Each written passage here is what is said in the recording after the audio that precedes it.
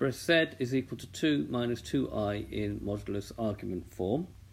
So first, draw an argand diagram. It's always advisable with this type of question. So real axis, the imaginary axis 0.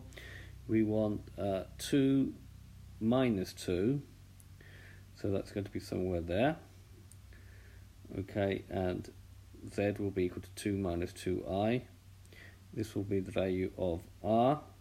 R you can get by doing the Pythagoras theorem on this triangle here. So it's 2 squared plus minus 2 squared, which is 4 plus 4, which is root 8. Now root 8 is 2 times 4, and square root of 4 is 2, so that becomes 2 root 2. For the argument, if we want this angle here, let's let this angle be theta to begin with.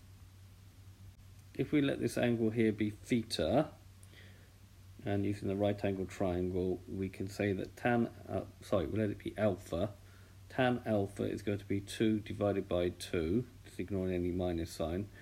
Alpha will be tan to the minus 1 of 1, which is pi by 4.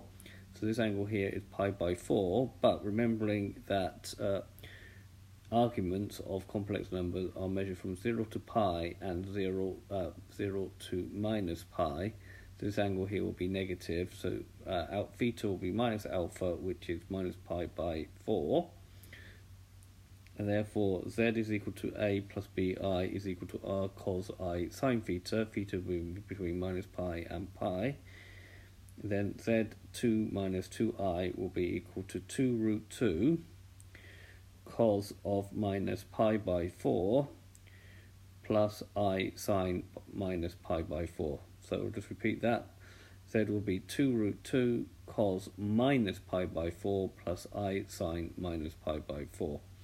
Okay, this has been a video to show you how to convert the form a plus bi into modulus argument form. Hope you've understood, and I thank you very much for watching.